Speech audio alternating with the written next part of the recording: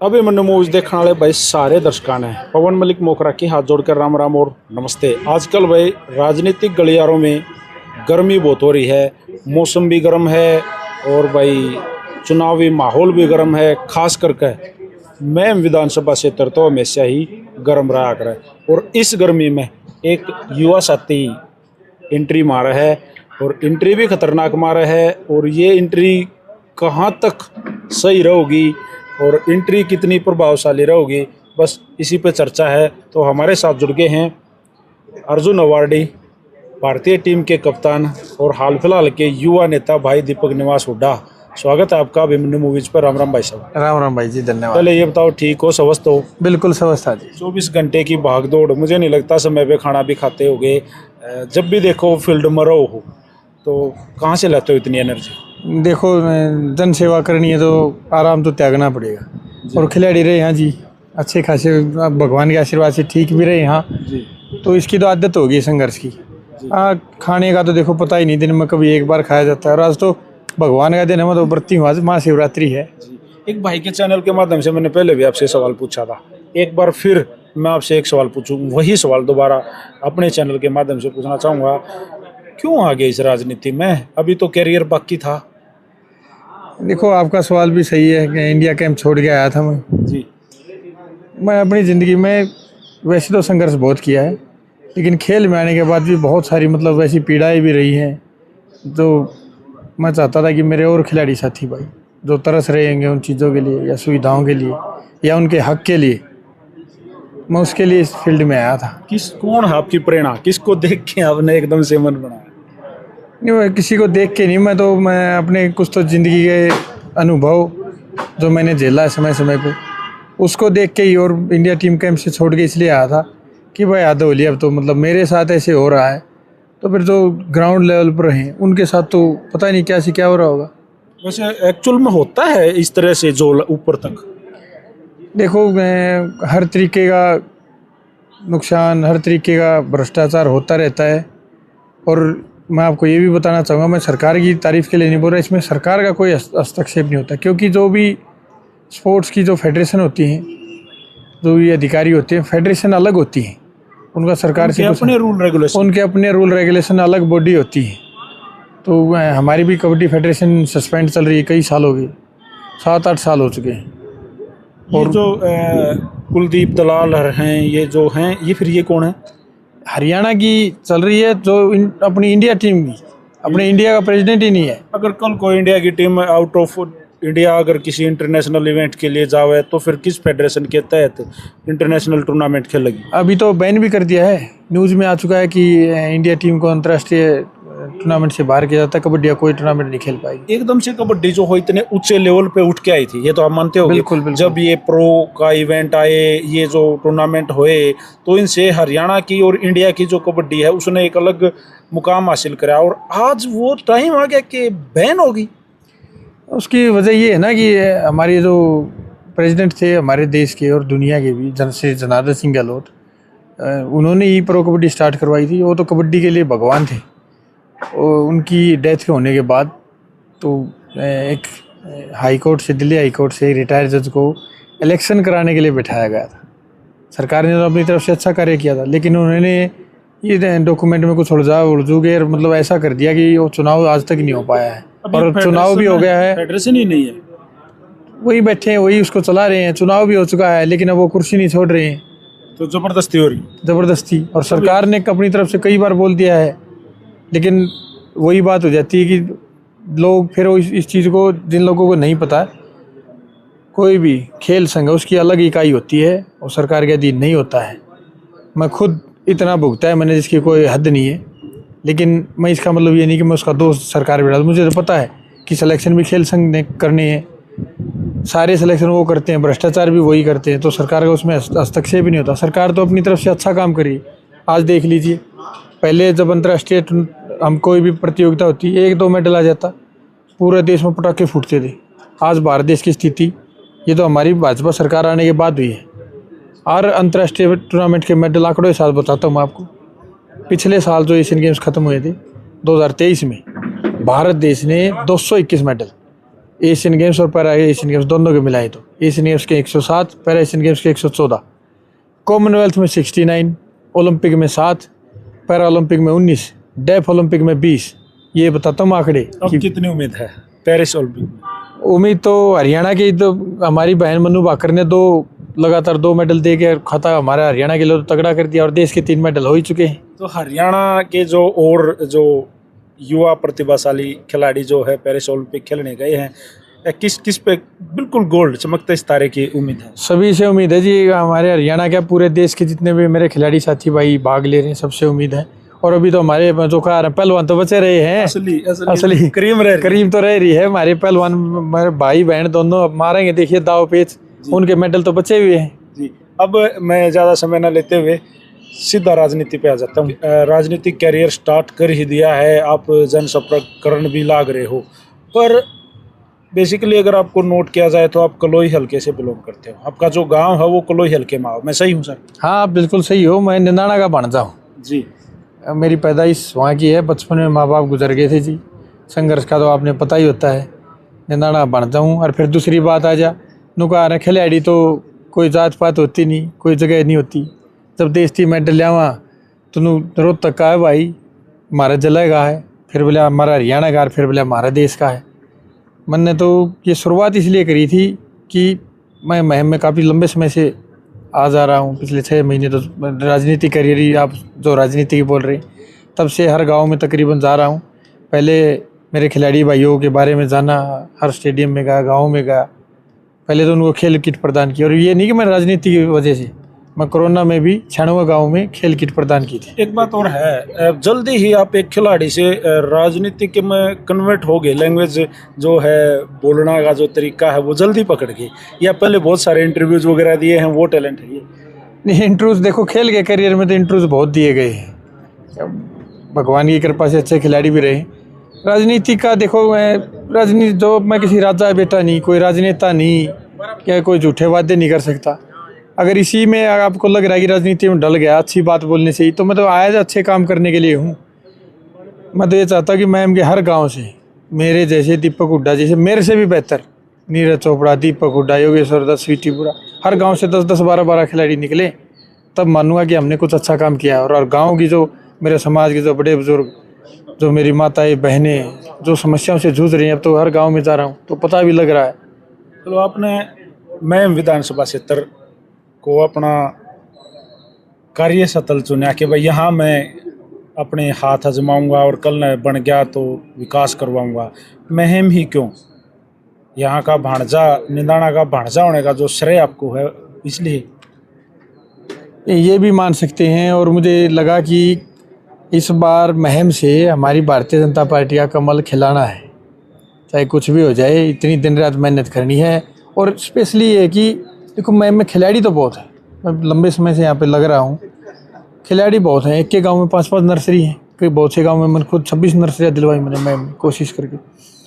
शीसर गांव था, सबसे पहले खेल प्रतियोगिता वहीं से शुरू करवाई थी, 5-5 नर्सरियाँ। लेकिन जिस स्तर पे खिलाड़ी होने चाहिए थे उस स्तर पे नहीं पहुँच पाए हैं। तो मैं तो इसलिए ये चाह रहा हूँ कि महम में विकास की बहुत ज़रूरत है।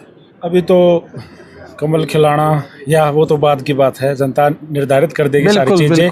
लेकिन अब जो मेन मोटिव है या मेन मकसद है वो टिकट पाना।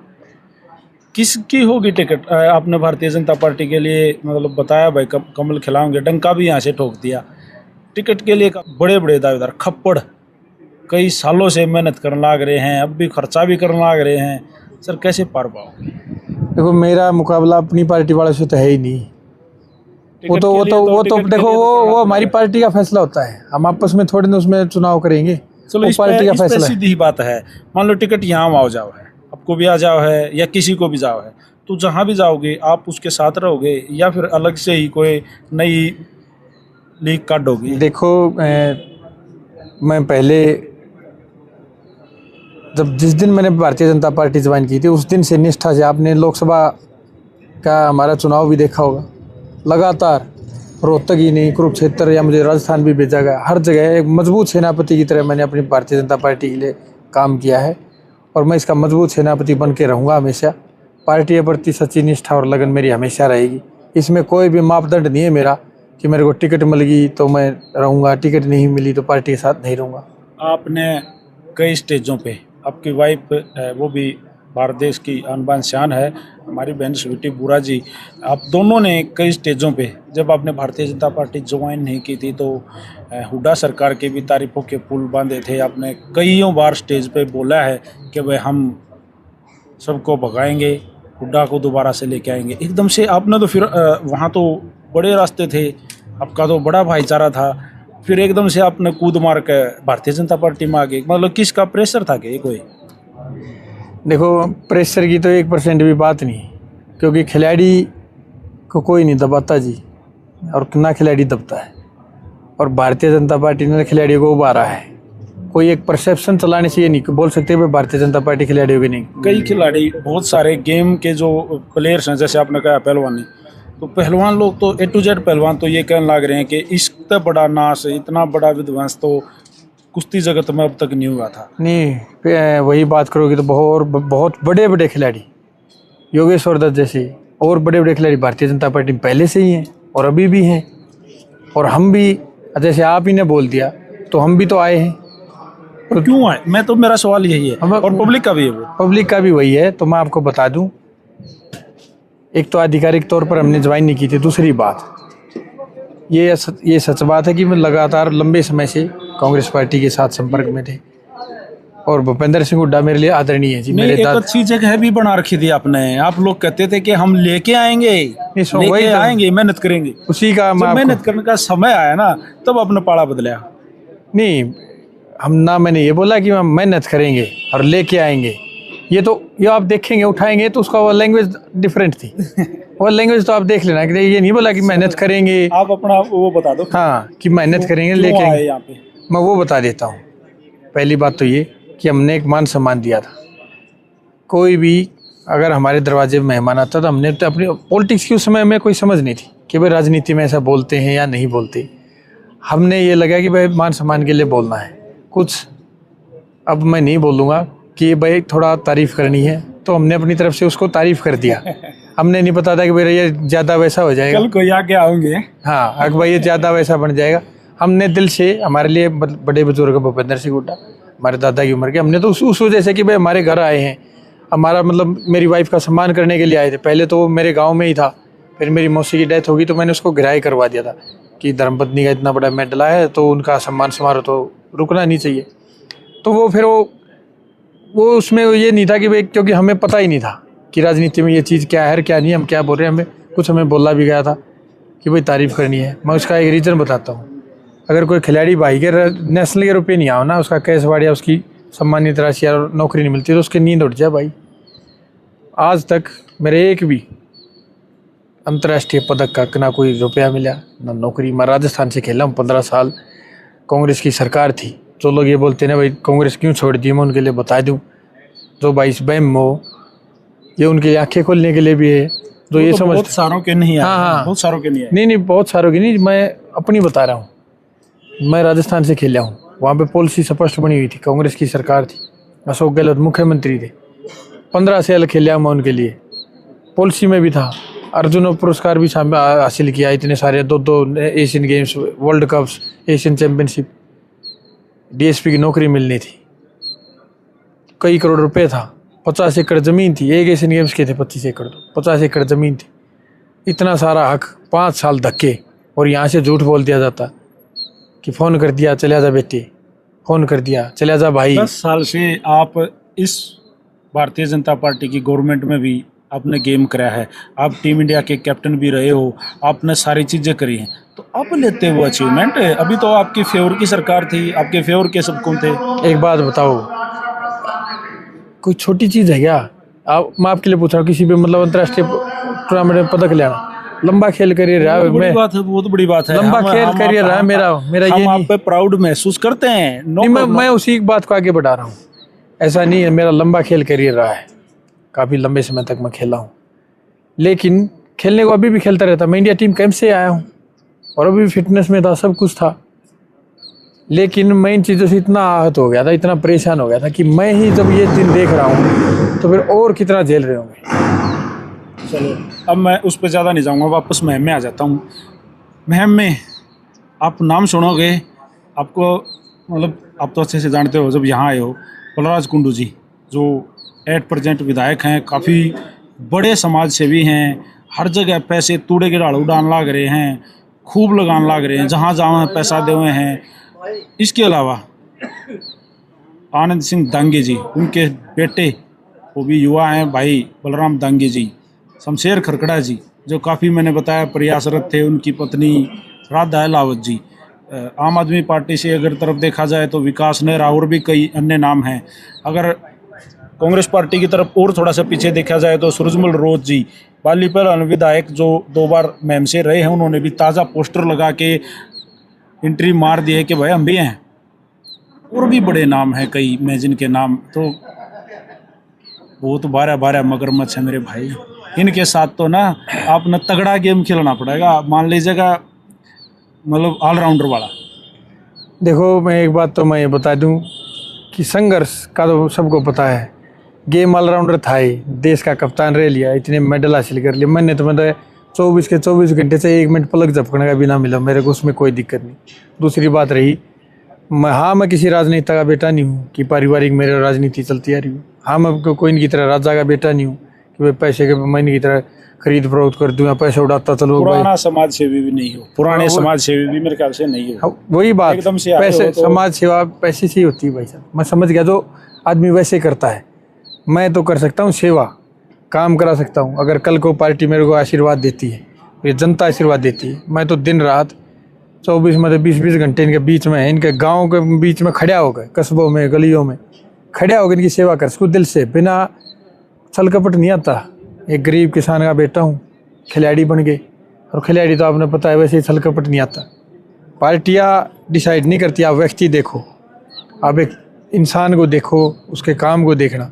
अगर आप मैम की तरफ देखोगे तो जब से हरियाणा बना है निर्दलियों की तरफ बहुत ज़्यादा झुकाव मैम की जनता का रहा है। मतलब सरकार से अपोजिट लगभग विधायक बनाने की सोचा करें, ये हमारे वाले से ही हैं, हम भी इनमें हैं। तो आपने इतना तो मेरा पढ़ लिया होगा, कितने गांव हैं, मैं कड़ती सीमाएँ हैं, कितने वार्ड हैं, इतना तो मेरा पढ़ा होगा। मेरा पढ़ रहे जी भाई साहब, सारे घूमे हो, सारे घूमन लग रहे हैं, और ये तो दिन रात का काम है जी।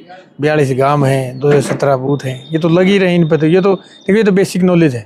लेकिन बात तो है ना कि हर गांव में हर बूथ तक समस्याएं जो है ना उन तक पहुंचा जाए। समय भी कम है भाई साहब, समय कम है। देखो मैं बताना तो लग रहा, खिलाड़ी बालक छूँ, बढ़िया लेवल मेहनत कर रखी है, 50-50 किलोमीटर में रनिंग कर रखी है, चाहे 24 के 24 घंटे बाद भागना आ जाओ, मेहनत करनी आ जाओ, उसमें पीछे हटे नहीं सकते, इसमें तो कोई दो राय है ही नहीं जी। और ये अब की नहीं, मैं अगले 5 साल के लिए बता रहा हूँ। अगर हमारी मैम को अगर ये देखना है ना कि यो खिलाड़ी भाई, यो तारा बेटा कितना कर्ज के है, तो देखो एक बार।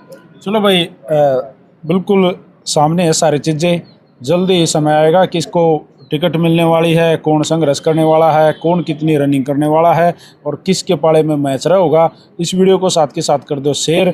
भाई दीपक, आपने जो समय दिया तो उसके लिए मैं आपका तहे दिल से धन्यवाद करता रहूँगा और आगे भी ऐसे सवाल देखो आते रहेंगे। देखो ये सवाल तो आते ही रहते हैं, जब राजनीति है तो राजनीति की भी बात आएंगी जी। और कड़वे सवालों का तो हमें सबसे पहले पता होना चाहिए भाई कमी क्या चल रही है।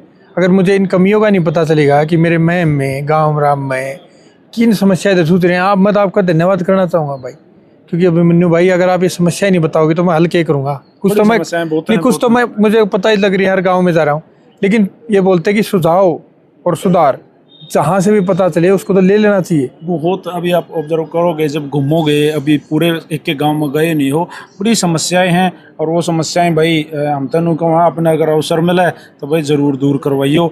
आगे फिर आप अच्छा काम करोगे तो आपका गुणगान भी अच्छा करेगा। देखो जैसे खेल जगत में मैं बड़ी बात नहीं बोलूँगा कि पूरे देश में और दुनिया में नाम करा है नेता, पता नहीं कितने बड़े बना छोटे बना, लेकिन अपनी सेवा के लिए ज़रूर पूरे देश में नू करवा दूँगा।